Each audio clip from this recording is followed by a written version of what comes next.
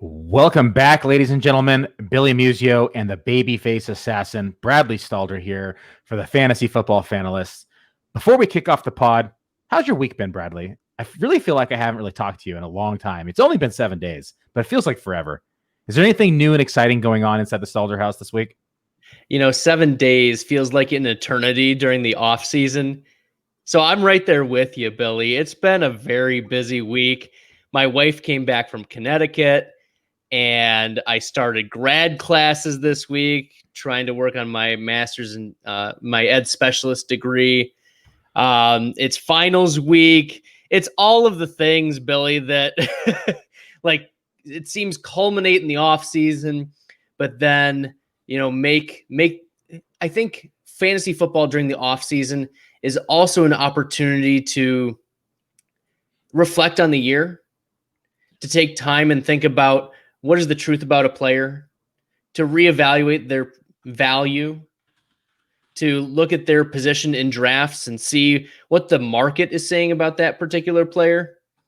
And it's just interesting. We've done a couple drafts, looked at a few players in Dynasty in particular, and just seeing where those players are going off the board. I know I've talked with you off the air about, for instance, DK Metcalf, him being your wide receiver one. But I'm interested in seeing how the rookies, right, how that rookie draft in a couple months is going to play out. We now know the draft order for many of the players. So for me, it's a completely different perspective on fantasy football this offseason. In the Stalder house, it's about managing a lot of other things too, and taking advantage of that. So how is life in the Muzio house? Can you tell us about flying? Because I think you've posted some pictures on the socials now that we can talk about it, right? So why don't you tell us about that? So started my pilot license a few weeks ago. I've been going up on Tuesdays and Thursdays for an hour and a half in the air and about a half an hour of ground work, and it's been amazing. Like the first week, I got pretty nauseous and dizzy because I'm the kind of guy that gets car sick in the back seat if I'm not driving, and so I was a little nervous at first because flying the first day I got pretty nauseous and just the nerves in general up in the air, it being 12,000 elevation above the ground, then a little plane with just the door between you and the ground, really, but once the nerves settled in after the first day, it just became so enjoyable, like being able to fly and the views. I sent you some pictures of the Cascades and being able to see the mountain range there from that elevation, being able to fly over it is just phenomenal. And the vertigo is starting to settle in. I'm starting to get the fluids in the brain moving around, and I'm really starting to be able to enjoy it without any nausea.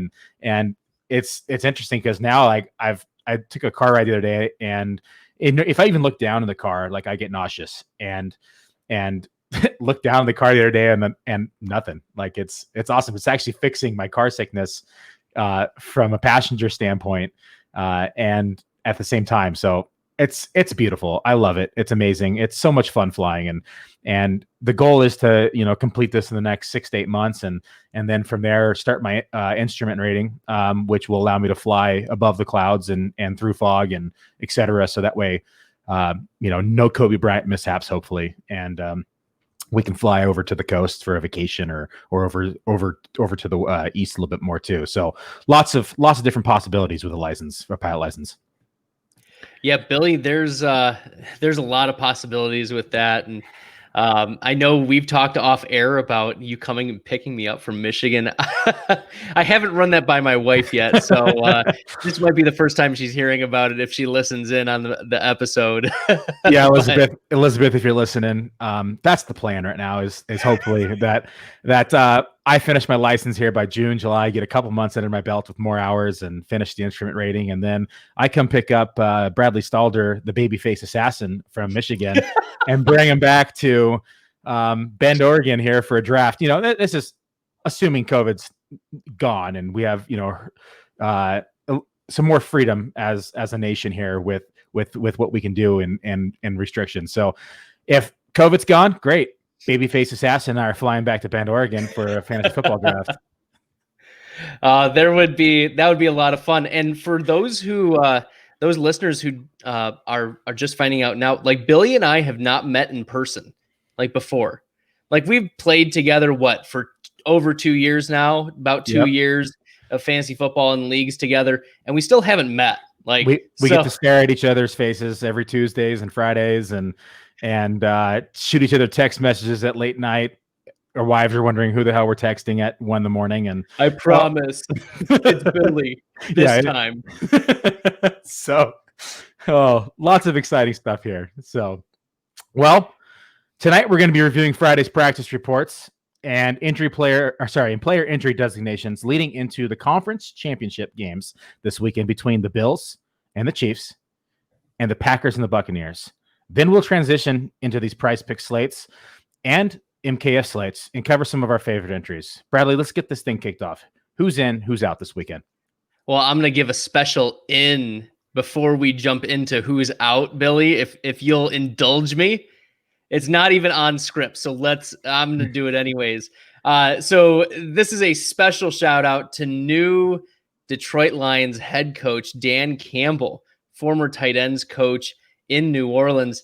And Billy, were you able to listen to any of his presser from, I think it was yesterday? I have not. No, I've been playing catch up here this week. Oh my gosh. So this is going to be gold for you. Okay. So Dan Campbell, normally the introductory head coaches interviews, for those who are unaware, they usually do these at the beginning when they introduce everybody. That's not a surprise that there's a press conference when they introduce a new head coach. But what was surprising was the duration of this introductory press conference. It was an hour and a half long. Ooh is right. But it was something special. If you'll indulge me, Billy, here is a quote from Dan from himself during this press conference. And I'm gonna see if I can imitate his cadences and just just everything. So here we go.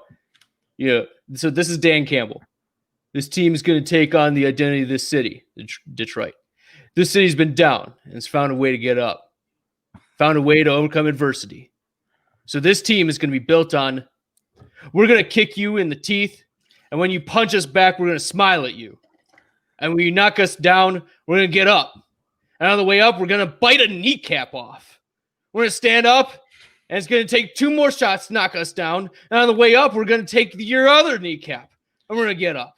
And then it's going to take 3 shots to get us down. And when we get up, we're going to take another hunk out of you. And before long, we're going to be the last one standing. It sounds like a really bad Gladiator quote.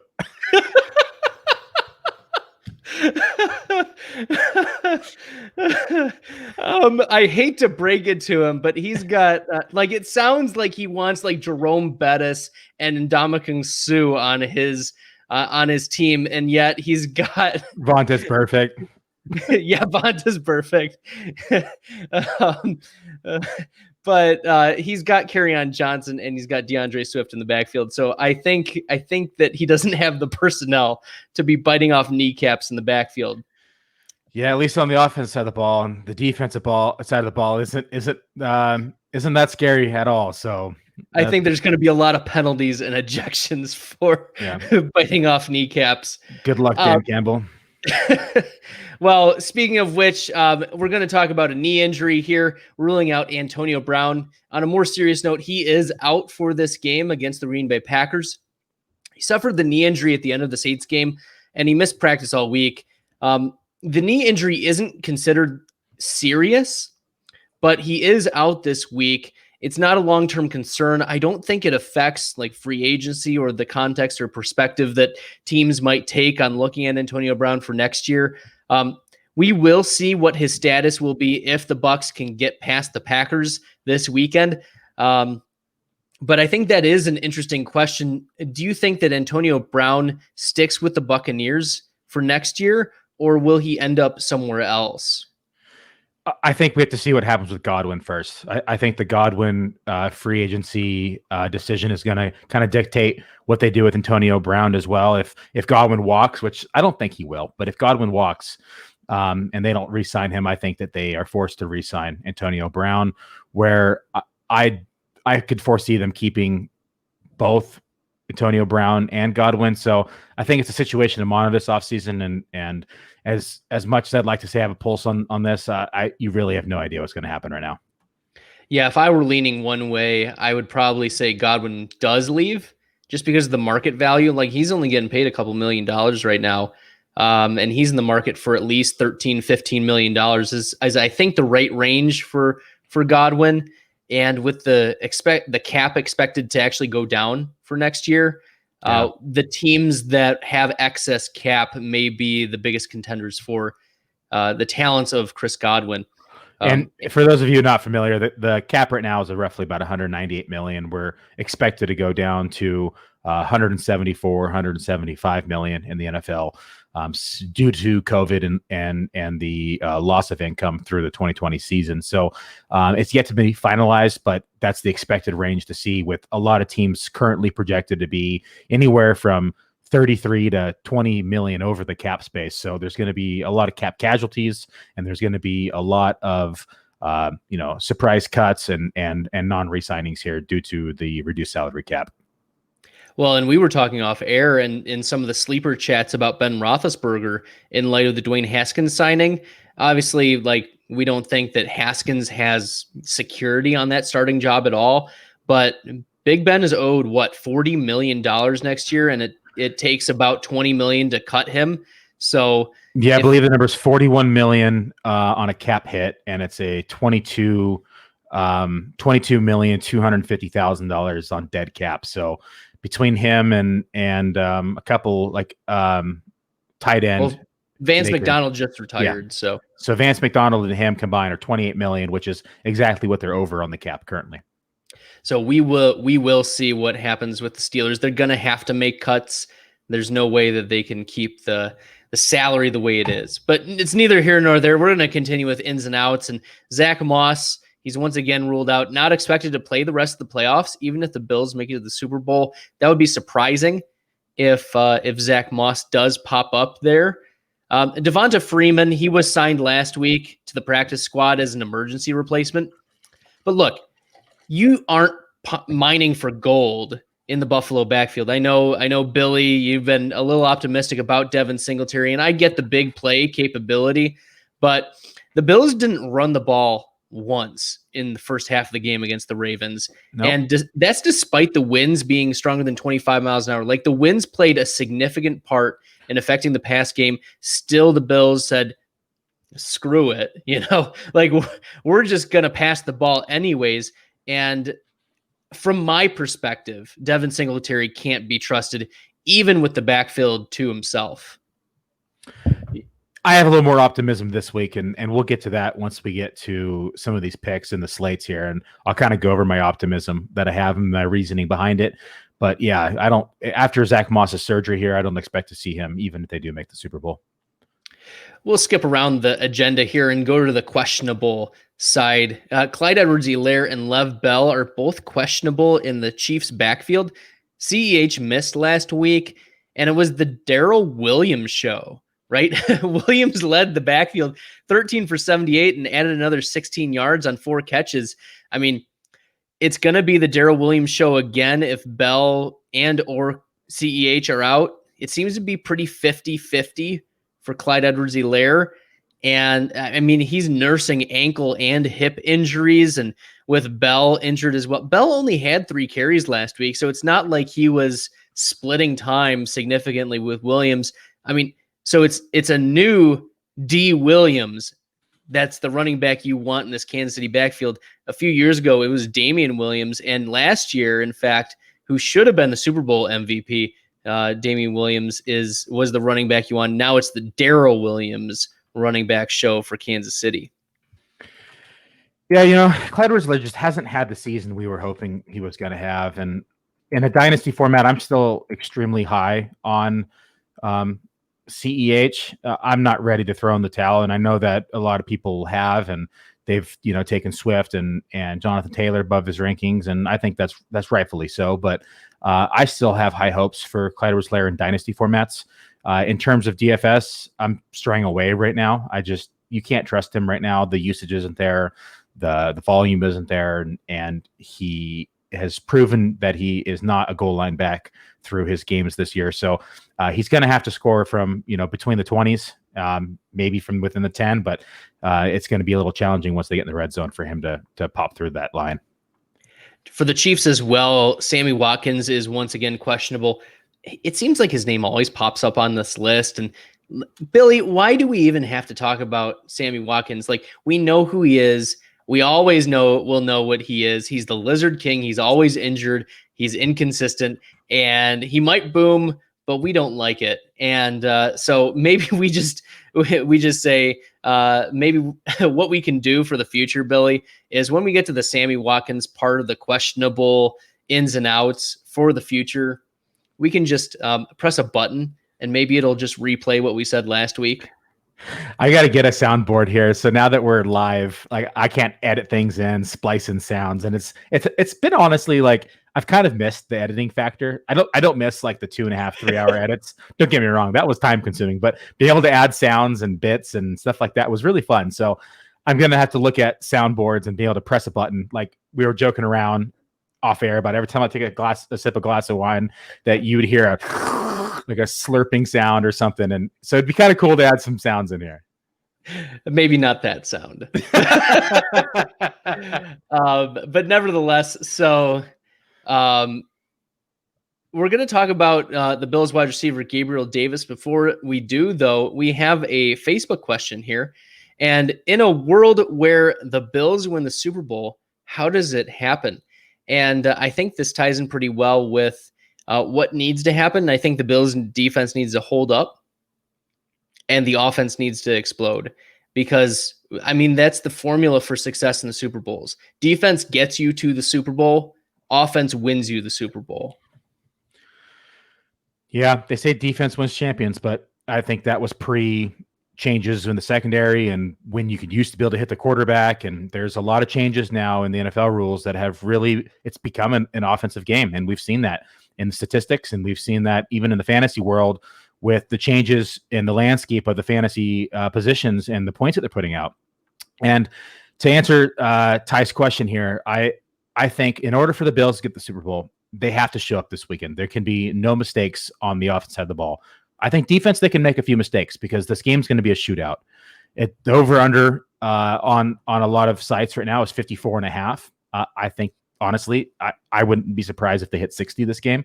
I have the over on a lot of bets here, and I truly think that it's going to be a shootout. Will the Bills maybe try to run a little bit more early on? Because like we talked about, they didn't even run the ball the first half. It was like 14 straight passing plays, and I could see them possibly trying to run the ball a bit more because they know how explosive this game is going to be, and maybe they try to slow it down a little bit. But if it doesn't work, I think they eventually just turn the heat up and let Josh Allen cook. And I think that's what has to happen for them to win here. They have to beat the Chiefs first and foremost.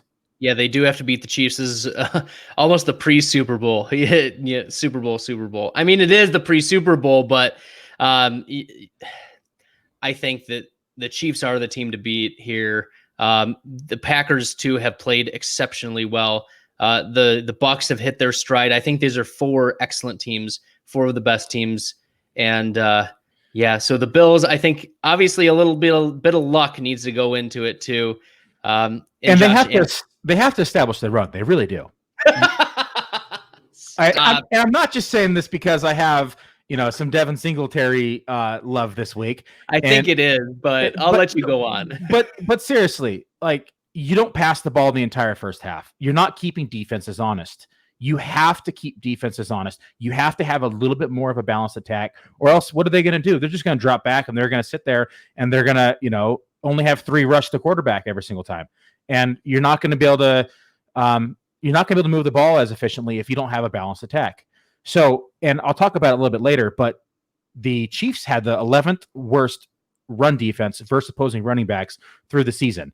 And so they're vulnerable on the ground. They really are. And we'll get into the details here as we talk about the running game a little bit further on. But I think that's what has to happen in order for them to beat the Chiefs, get in the Super Bowl first and foremost, and a possibility of them winning. See, I agree with you that um, they need to establish the run, but maybe their running back isn't a running back. Maybe it's Josh Allen. Nevertheless, his options in a world where the Bills win the Super Bowl, they can't have any more injuries to the wide receiver core. And Gabriel Davis is one of those wide receivers who is suffering an injury. He is questionable to play. He has an ankle injury that limited him on Friday after he missed Wednesday and Thursday. So very questionable. I mean, Isaiah McKenzie is there if you're really believing in this passing offense. And remember week 17, McKenzie went 6 for 65 on 9 targets and had 2 touchdowns. So I'm not saying that he's going to explode for that because, Diggs and Brown were, they had their moments where they were off the field. But I wouldn't be surprised if he got some sneaky utilization if Gabriel Davis misses or if Cole Beasley is limited. So we've seen him be a little sneaky play throughout the season for this wide receiver core. Yeah, and it helps having John Brown back. I mean, that's added a little bit more dynamic back to the offense. So between John Brown and Beasley and Diggs, I think they're set. They're able to be without Gabriel Davis. What a worst case scenario. That just means more passing volume for Singletary. Hey, just saying. and I think that they'll be okay with or without Gabriel Davis this game. In for this week, Patrick Mahomes. He cleared concussion protocol on Friday. And look, it was a scary sight when he seemed just woozy and tried to get up and almost collapsed back down, had to be helped up in the matchup against the Browns. He had to be guided off the field. He was replaced by Chad Henne. I mean, hashtag anything is possible, right? That's what got past the Browns. Andy Reid's ballsy play call, 4th and 1, and you toss it, you pass it to Tyreek Hill. Billy, we haven't talked in a week, so this is still a thing that we need to address. How bold is it that Andy Reid calls not just lining up to pass and trying to get them jump off sides, but actually hiking it, rolling out and passing it to one of the best wide receivers in the NFL, granted. But, I mean, it's Chad Henne. I mean, it's the same play we've seen with them in 4th down situations before where the game's been on the line. So I think, the cat's out of the bag. You're not going to be able to do it again in the next game or even maybe 2. But I was watching the game with my wife, and I told her, I said, this is going to be a hard count. They're not snapping the ball. They're going to sit here. There's no play. They're literally going to keep, hard counting it down. They're going to either, let their clock run down or they're going to call timeout right before, and then they're going to either go for it or punt it. But there's no way they're snapping the ball right now. And then lo and behold, boom, snap the ball, throw the ball. And I was shocked. I really was. It was a ballsy play. It worked nicely, but that just shows you the confidence that they have in their backup quarterback. So, I mean, he didn't play horribly. He didn't play great, but I think he did throw his first interception since 2014. So he did. Yeah, it was only his 32nd attempt since 2014, but nonetheless, his interception to attempt ratio at that point spiked after that play. So I personally don't think I would have had the cojones to throw on 4th and 1 for the game of the line right there, but Andy Reid did. Yeah, so I will talk more about my perspective from a fantasy view of Patrick Mahomes a little later. That's a foretaste for our listeners. But I am cautious about the offense just coming back from a concussion that just didn't look good. It looked ugly in how he responded. And I know he cleared protocol, but I think that image. There was no question about him not clearing protocol this week. There's too much money on this game. It's true. There's too much media. I personally, the way that looked and the way that he was woozy, couldn't even stand and walk at first. I personally think that protocol was rushed through, and I don't want to, get in trouble here because we're on the show and we're live, and I'm speaking hypotheticals, but clearly my opinion, nothing else. There's no data to support this decision and what I'm saying, but I clearly think that he was rushed through this protocol in order to get to this game. I was thinking, I mean, I was looking through Twitter while we were waiting for updates during the Browns Chiefs game post concussion. And a lot of people were saying, like, if they put him back in after that type of hit, like, what kind of respect does the NFL have for players who are in the concussion protocol? And I'm glad that they ruled him out, like, halfway through the fourth quarter, because this happened near the end of the third quarter, the concussion did.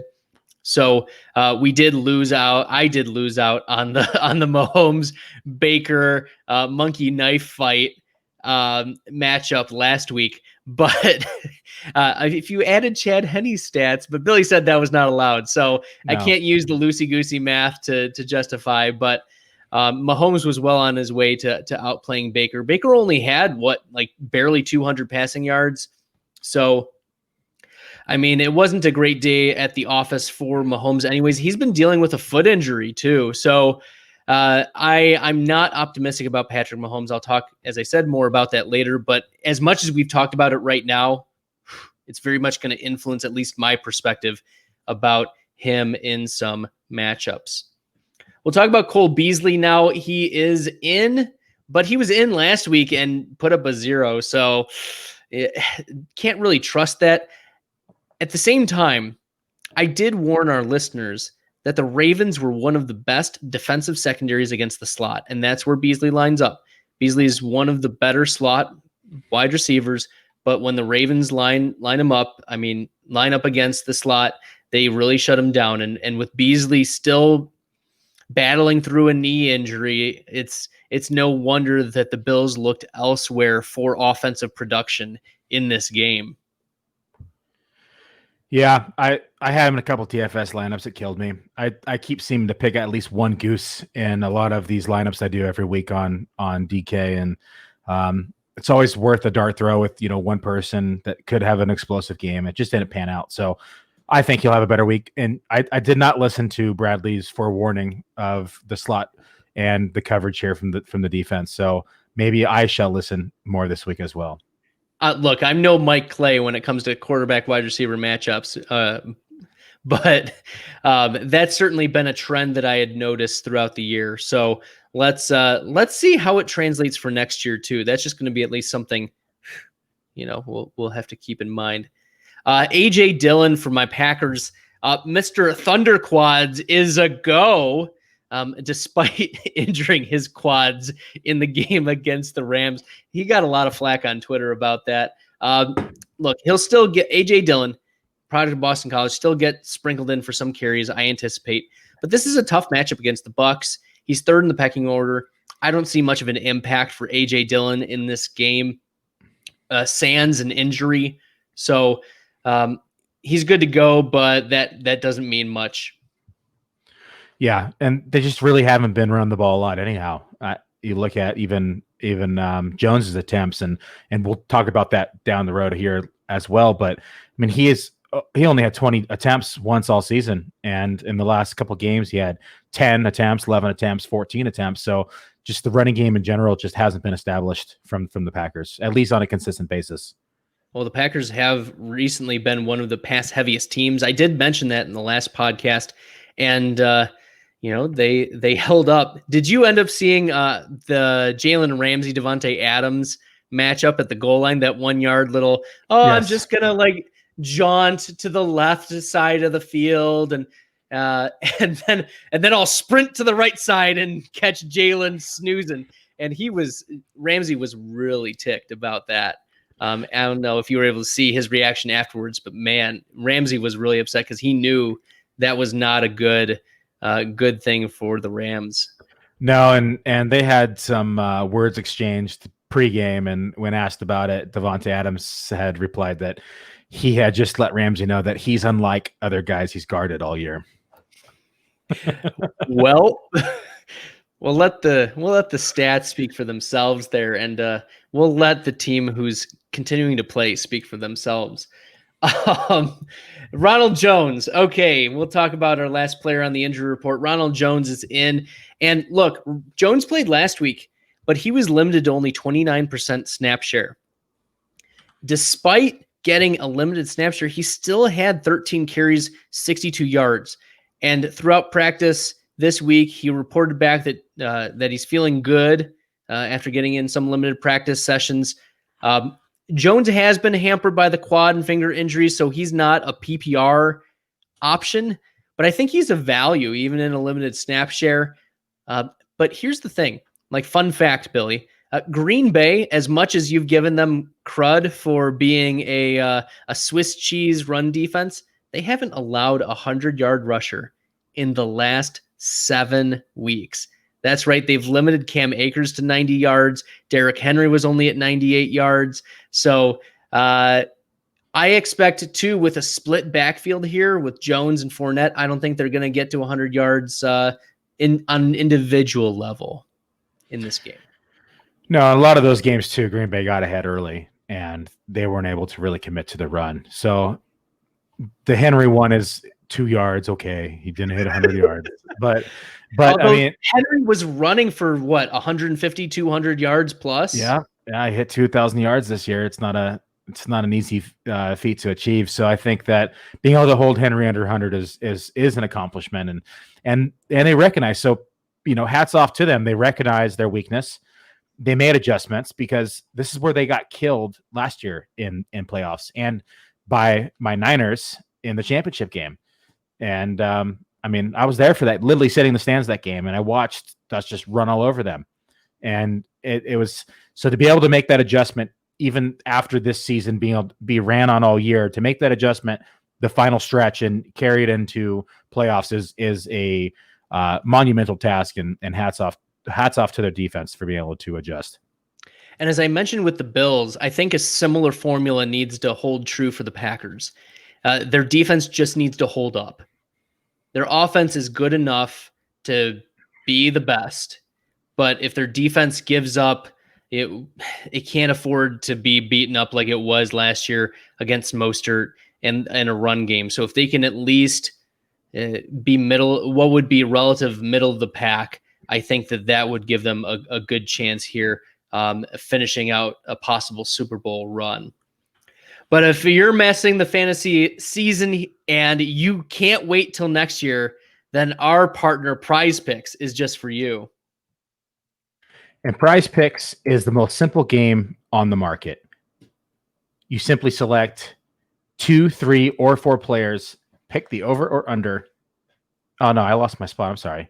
Yeah, pick the over or under the projected fantasy points, and you can win up to 10 times on any entry. The beauty about PrizePicks is PrizePicks has no sharks, optimizers, or mass multi-entries. It's just you versus the projections. And lastly, entries are simple. They can be made in less than 60 seconds. But this isn't the best part. The best thing yet is PrizePicks will match every one of our listeners' deposits up to $100. Simply use the promo code FFF for your 100% deposit match and place your first entry today. Well, Bradley, this week we have the conference championships, and my first pick is Josh Allen. PrizePicks over under is 24.5. I'm taking the over. And this is 4 point per passing touchdown, right? It is, yes. But let me go through my rationale. I said it earlier, this game's going to be a shootout. This game has an over-under of 54.5 points. We have 2 very high-powered offenses with 2 of the best quarterbacks in the league facing off head-to-head for a chance to go to the Super Bowl. Both these teams are bringing their A game. We'll have to pass a ton to keep up with one another. I mean, I've said it before in other podcasts, is that this Bills offense reminds me of an earlier version of the Chiefs offense, like the year they lost to the Pats in the championship game. But outside all that and outside the under, Kansas City has given up the 11th most fantasy points per game to opposing quarterbacks, averaging 21.82 points per game. And let's face it, Josh Allen's not average this year. I expect Josh Allen to heat up and hit the over here on 24.5. I'm so glad you're bullish on Josh Allen, because my next prize pick is actually a surprise one. Billy, I don't know if you were able to take a peek at it, because I'm going to go out of order. And it is also Josh Allen, but it's not for his fantasy points. I don't know if you saw the announcement for our partner PrizePicks, but they get to now let you pick individual stats over unders. Yep, single stats. Single stats. So I'm going to try out this new feature this week, and Josh Allen is listed at 33.5 rushing yards. Ooh, that's a good line, though. I know.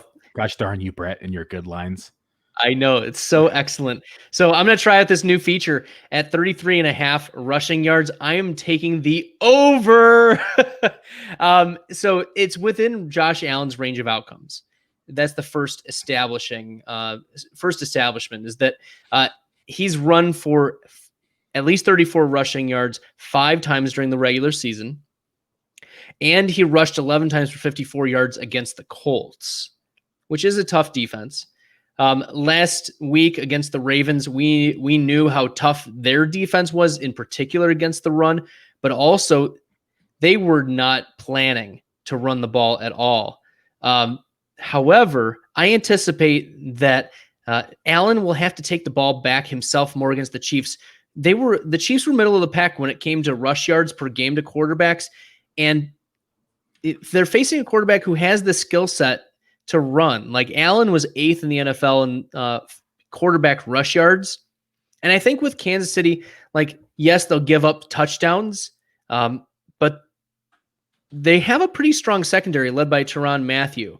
So I could see a lot more scrambles and rollouts if there's good coverage downfield, leading to more opportunities for rushing for Allen, rush yards for Allen. And if he can break one run for 20 yards, 30 yards, 20, 25 yards, like, I think that's within the range of outcomes for a big play, a big rushing play.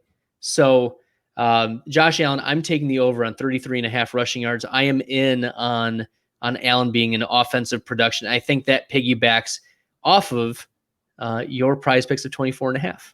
Yeah, if there's ever a time or a game to do it, it's now and next week, or sorry, 2 weeks from now in the Super Bowl if they make it, because I mean everything's on the line right now. It's do or die, and if he sees open field, he's going to run. He's going to go for it, and I think he may see him do that more, which is a lot of in a lot of ways what a lot of people drafted him this year. It was for his rushing stats, and we just haven't really seen it because he's been so accurate in the passing game. So hey, they may switch a little bit here, allow him to run a little bit more because we have the whole offseason. Even if he does get hurt and they lose a game, they have the whole offseason to heal up.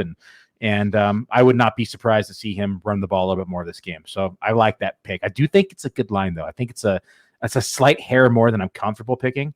But I think if there is a possibility of happening, it's this week. Well, my second pick here is Aaron Jones. Sorry, Bradley. PrizePicks over under is 16. I'm taking the under here. We've been talking about how stout this Tampa Bay run defense is all year. And let me just remind everyone listening and watching just how stout this defense really is.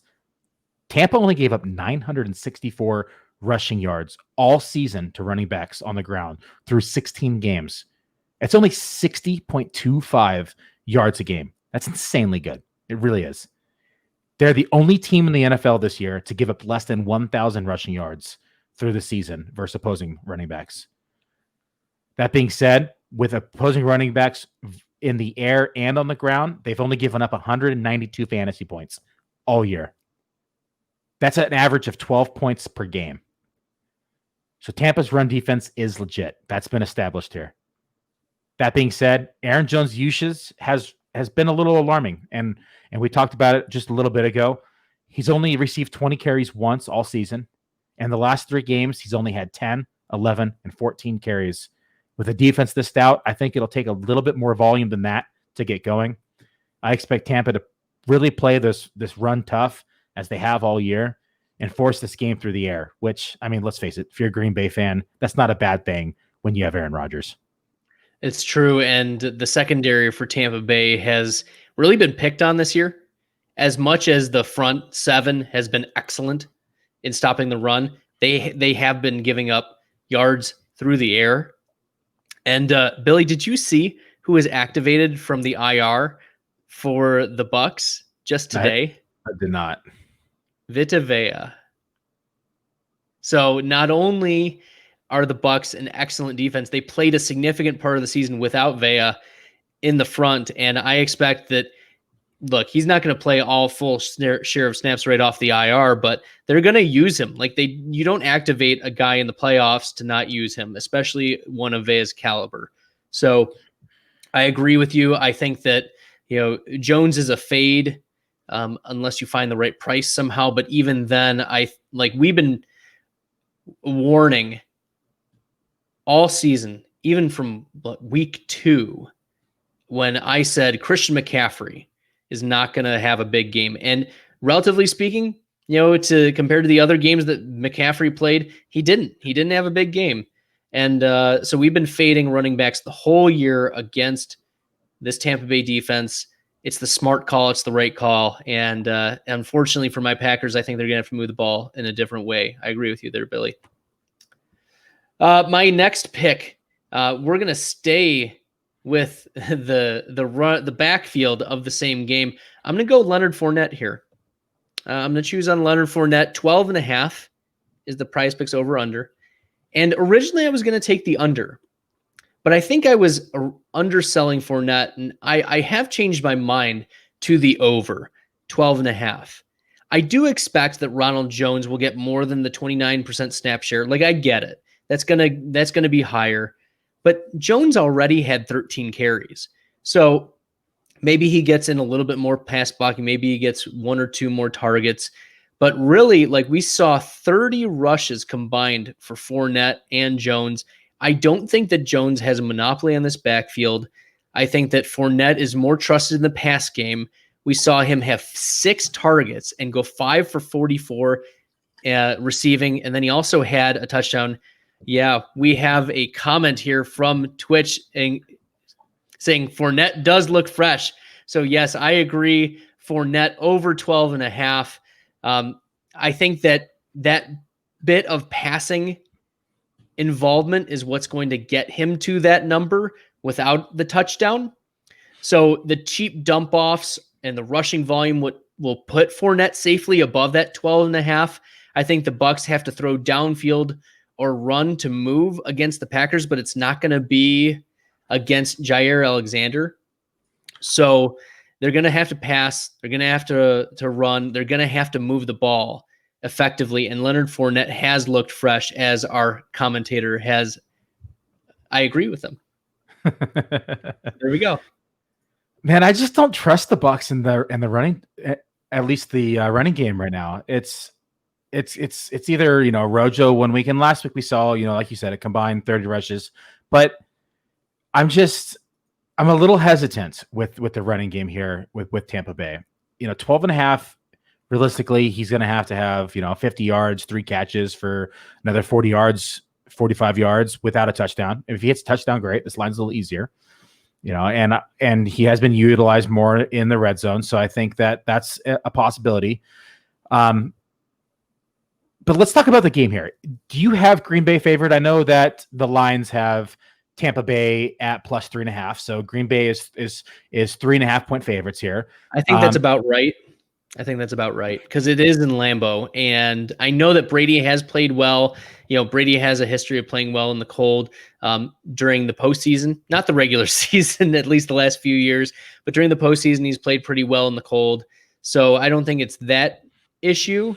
But I think it was Walter Picks who threw out this stat, and they said that over the last however many years, Green Bay has an 81% win percentage at Lambeau. It's a little different without fans, though. And, I think this year home field advantage isn't, Green Bay, yes, it's freezing cold and there's ice cubes and people are out there with their shirts off. But I think typically, yes, they did have 12,000 fans at the game. And they're bumping them up, but it's 12,000 is a lot different than 40,000, right? This is true. And so I think home field isn't as big of an advantage with the at least from the fan perspective and noise that it used to be in pre-COVID. But weather, yes, is a huge advantage. But I don't know. I feel like I also have the Green Bay Packers as favorites here, and I could see them getting ahead. I could see them, right off the gate pushing down Devontae Adams touchdown. Who's going to say no, right? Because that's what happens. And I'm not going to say no as a Packers fan. And next thing you know is, Tom Brady's playing from behind in the first quarter. And so what do? They throw the ball, and they don't run the ball as much. Yes, Leonard Fournette's used in the passing game as well. So I think if he hits this line, it has to be through the passing game. And Antonio Brown is out too. So they're going to, and they have faded. Maybe Tyler Johnson is a nice, desperate Scotty Miller, maybe desperation wide receiver plays. I think we But see 12 personnel. I think we see Brent and Gronk. yeah, Because then they can utilize them blocking, and they can use them in the passing game. They can scheme, they can hide, they kind of but deceive then the that sets up defense. the run game too. Of you get an extra blocker there if the run play is called. Yeah, I'm on the fence here. I don't really like the line. I think the line is a little too high, in my opinion. I'd probably take the under here. I just don't have, faith and trust in the running game right now. Faith and trust in pixie dust, right? Exactly. It's just right now. If this was middle of the year where they were actually running the ball, and they had an established runner, great. I'd take a line here, but I just don't have faith in this running game right now. So I'm going to take the under on this pick. My last pick, and I know Bradley's going to take the under here, but I'm going to take the over. Devin Singletary. PrizePicks over under is 9.9. And I'm going to tell you why I'm going to take the over here. I'm not overly confident. I'm going to tell you that right now. Well, after getting blasted last week. He's only had 10 attempts for 46 yards the past 2 weeks with 6 receptions and 35 yards. But, and this is a big but, Singletary faced the Colts and the Ravens, who both ranked inside the top 10 in run defenses. This week, he gets Kansas City. We talked about it. Kansas City's vulnerable on the ground. This is crazy. They allowed the 11th most against the quarterback and the 11th most in the season versus the running back position in fantasy points per game. So that being saying, Kansas City actually gave up 276 fantasy points through 16 games to opposing running backs, which is the equivalent of 17.25 fantasy points per game. I'm risking it for the biscuit here. Zach Moss is ruled out again. I think Singletary goes over 9.9 this week because he's going to be utilized more in the running game. I think they established it earlier. They're going to have a balanced attack, and he's also utilized the passing game. See, I like Singletary's involvement in the passing game. I do. I always I give him a little bit of PPR bump, especially in looking at how my projections undersold him in the passing game and what I anticipated. But I also think that's like a double-edged sword, because if he's more involved in the passing game, they're passing it a lot more. They passed way more, which is why my volume and projections were off. And with only 10 attempts, even with Zach Moss being out for 1.5 games there, I can't trust Singletary to get the touchdown he needs. Because there's when we talk about high leverage situations, are you going to hand the ball off at the 5-yard line to Devin Singletary, or are you going to put the ball in the hands of Josh Allen and have him throw the ball? Probably Josh Allen. He's going to have to score from 20 out. Honestly, right. And I think Singletary is the meh boom type of player. So if he gets that boom play, this run defense is the defense you can do it in. He can do it in one play. And we saw Nick Chubb, get some move against the Kansas City team, Kansas City Chiefs. But it was also bizarre, as an aside, not utilizing Kareem Hunt, almost at all in the first half. The entire first half, he wasn't even utilized once. That was bizarre to me. It really was. As a person rooting for the Browns in that circumstance, just because of the Browns' history and everything. So, side note on that, we're double side noting. I love it. Yeah, this is double side note. There was an over under 2.5 receptions line last game for Kareem Hunt. I was smash over. They're going to get behind. They're going to pass the ball. Kareem Hunt's going to be involved all game. He'll probably have 1 reception per quarter. That's an easy 3 to 4 receptions, right? They didn't utilize him all half. 2.5. He hits 2 targets all game. So I picked the over, of course, at 2.5. Lost it there, and I thought that was a for sure smash. 2.5. He's been averaging 3 to 4 every single game receptions. 4 to 5 targets, and he gets 2 targets the entire game against the Chiefs when they're down. It made no sense. It really didn't. It's the right process, and I just want to, for our listeners, just encourage you to continue thinking through the process. My process has led me to fade Singletary in this. I know it's only 10, and he can get it on one play, but I'm not trusting his involvement. I'm not trusting that he's going to get that one play. And maybe I'm wrong, but I'm going to take the under here, which is different than Billy, and we can anticipate that. And no, I don't hate Singletary, just for all those people out there. I don't hate him. Just it's looking at the Bills' offense here. My last player for Prize Picks, Mike Evans, 13.5 on Prize Picks. I'm taking the under. And this is all based on my anticipation that Evans will get the Jair Alexander treatment. Did you know last week, Billy, that Jair Alexander allowed -3 receiving yards? Yeah, he's legit. I mean, I showed this -3. we saw the stats of him versus Ramsey, and Ramsey's known as a shutdown corner, and he actually has allowed less yardage. He's been graded higher on PFF. It's altogether has been a better cornerback than Ramsey this year. Yeah, Alexander's the highest rated PFF cornerback all season, arguably the best cornerback in the NFL. Antonio Brown is out. Godwin plays a lot of slot. And I know that, maybe they'll shift him outside, play a little bit of there too. But Evans is the high leverage touchdown maker on this Bucs offense. If Tom Brady needs a play, he's looking to Evans as the number one read in this offense to get that must needed play. So I'm hedging that the Packers matchup Alexander against Evans for those important plays. Also, like the rest of this Packers secondary isn't anything to like hold your nose to. Like they're all pretty well ranked or graded by PFF in that secondary. So they're not like bad players. They'll hold up. It's the linebackers that just can't tackle. So maybe bump up more Leonard Fournette there out of the backfield. But Mike Evans, I'm taking the under at 13.5. He would need 2 touchdowns. He would need 2 touchdowns to get the over here. Oh, man, another tough line. It really is. There's not as much to pick from this week because there's fewer games, of course, just simple math standpoint. But with Antonio Brown out, with my reasoning of thinking that they're going to be playing from behind, I think it's very well possible he hits this number. A lot of disagreements between Bradley and I the last couple of weeks. I'm going to take the over here on the 13.5 for Mike Evans.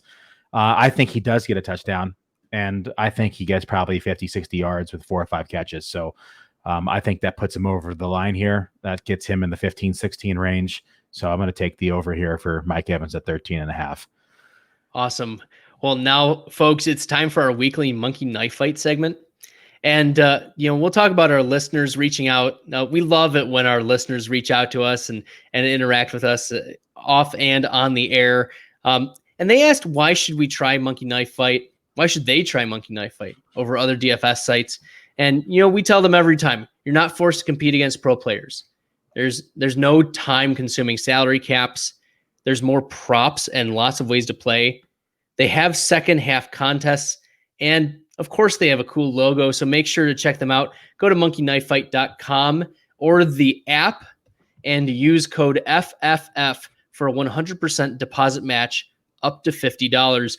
Billy, you want to tell us about this week's Monkey Knife Fight entry? Yeah.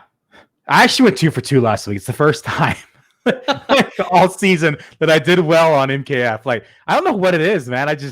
I can't figure out MKF's like their lines. I just don't do well on this site. But a bearded squirrel finds a nut once in a while. Exactly. A clock is right twice a day. So I actually went 2 for 2 last week. I was happy, probably only because Mahomes got hurt. But nonetheless, this week I selected rapid fire. Chance to win 3 times your entry if you select 2 out of 2 correctly.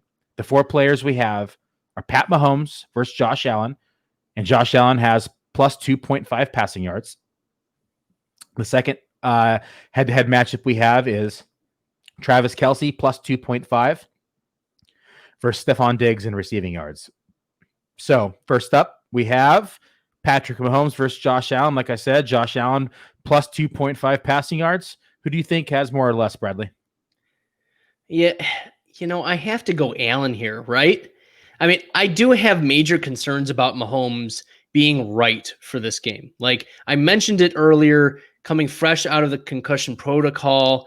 I know he's cleared it, but I think there's enough risk in this situation where I'm not confident in Mahomes' condition to bounce back to an elite level like a week after leaving early. He only cleared the protocol today.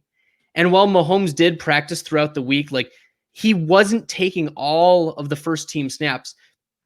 And I can't remember which coach it was. Maybe it was Saban or another coach who was asked, like, why don't you play your backups in practice? And he's like, we don't practice to lose, And so I know that this is Andy Reid, not Nick Saban, but you don't play your backups during practice in the conference championship if everything is right.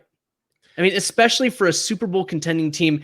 As for Allen, like he's a smash 270 to 300 yards passing each game, even with a Kansas City secondary led by Tyrann Mathieu. Like he's going to get his yardage. The risk with Mahomes has me lean Allen in this situation, with the yardage being a virtual coin flip. I don't know why every time someone says the word practice, I immediately think of Allen Iverson. We talking about practice? You talking about practice? I pull up that meme every day for a class for my math students when we do practice. And he's literally sitting at the podium. So I have the meme on the Google Slides, and he's just sitting there. Practice? We're talking about practice? Yes, we're talking about practice.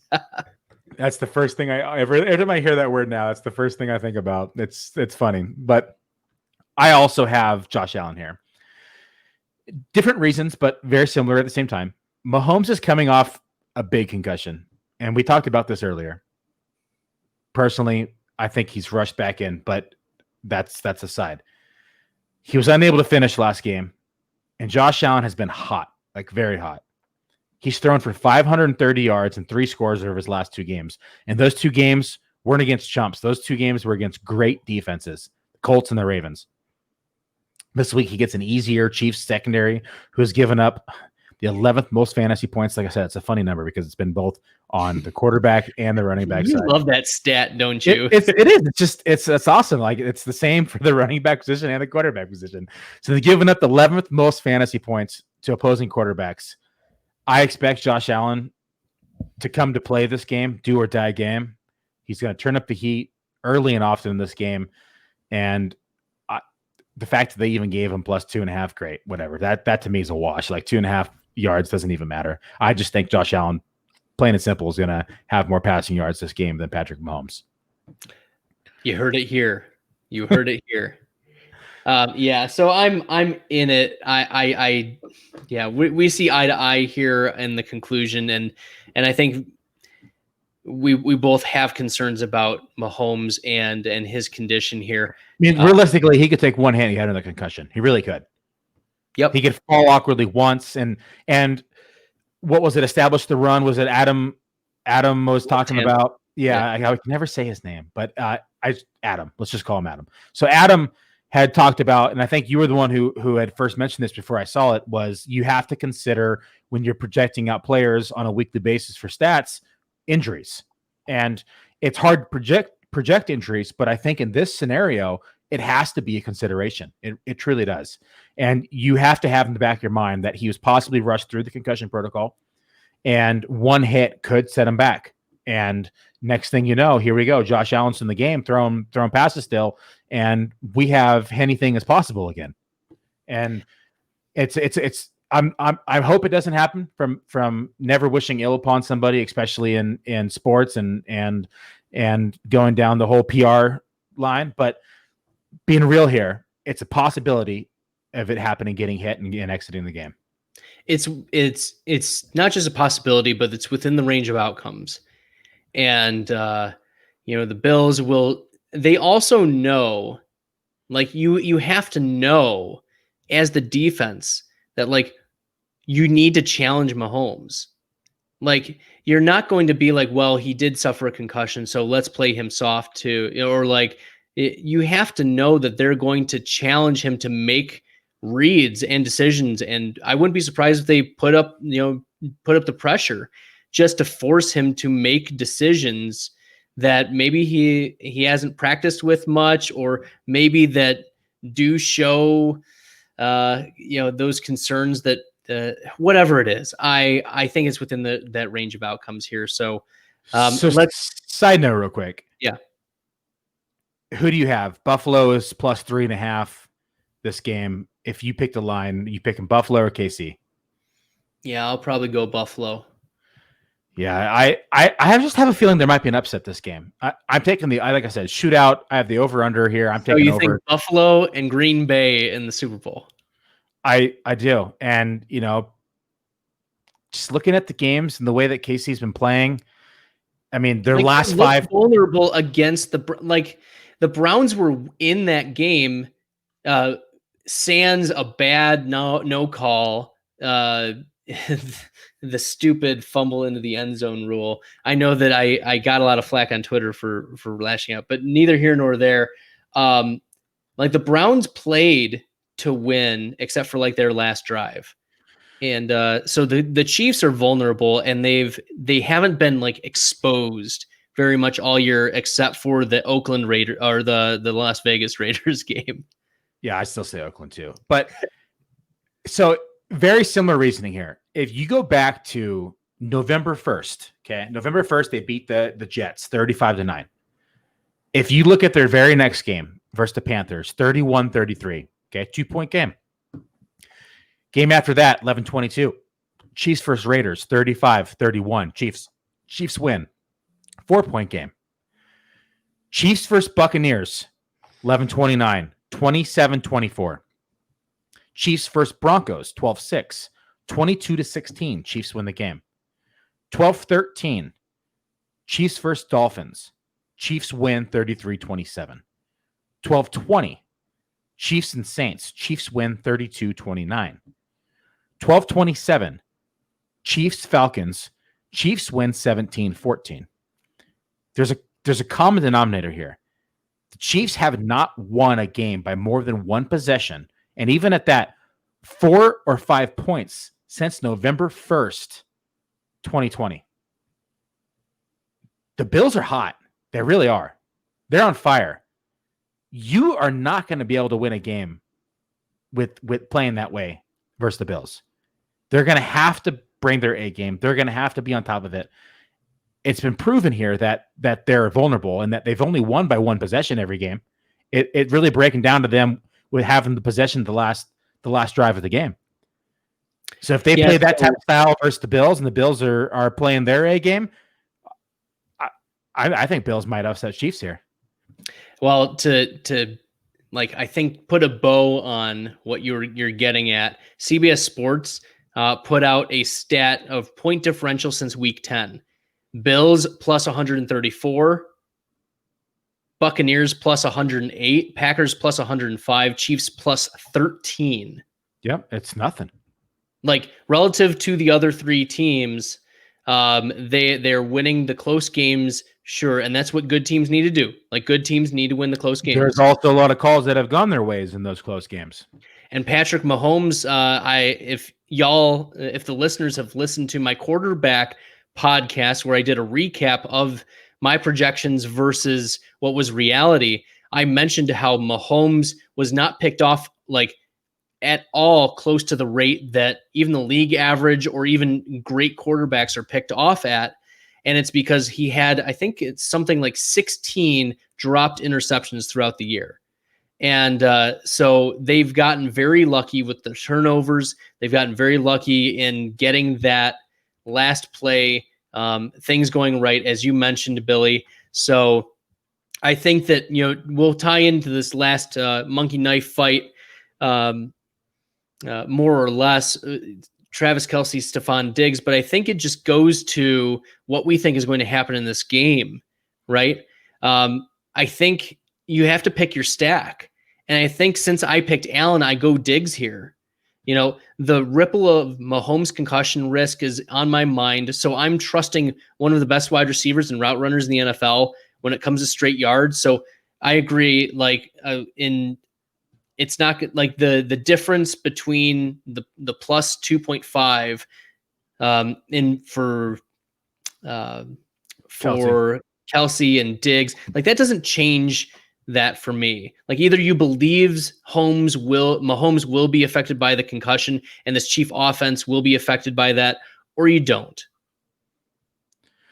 Yeah, I agree. It's a tough decision here. You're picking between Travis Kelce and Stephon Diggs, but I just can't bet against the reception leader 2020. I mean, Diggs has been incredible this year. We talked about as a dark horse MVP. It just, his quarterback was equally as good, if not better, than he was this year, and it was never going to happen. But I mean, all that aside, as incredible as he has been this postseason, he's been even more incredible. Through his previous 2 contests, Diggs has gone 6 for 128-1, then followed up with 8, 106-1. That's a combined 14 receptions, 234 yards, and 2 touchdowns in 2 games. I mean, that's godly, right? Pretty hard to bet against, honestly. Or should we start calling it Digley? Digley. Oh, I love it. Digley. That's a good team name. Mm. If you have Diggs. So as electric as Kelsey has been, because he has been electric, this whole offense has been electric. The 2.5, receiving yards just does not move the needle for me. It's pretty much a wash at this point. Those yards they gave Josh Allen, the yards they give Kelsey, this is a flat out stat. It's head up, and they just had to give him a slight bump either way. And I agree. It's Diggs 100% for me.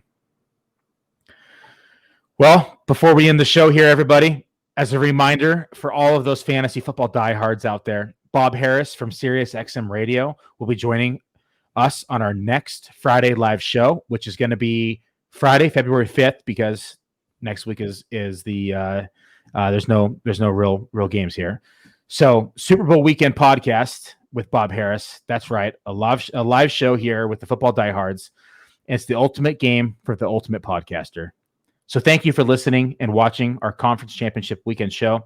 Make sure to follow us on Twitter at FF Fanalysts, at W_Muzio, at FF Stalder, or on Facebook at Fantasy Football Fanalysts.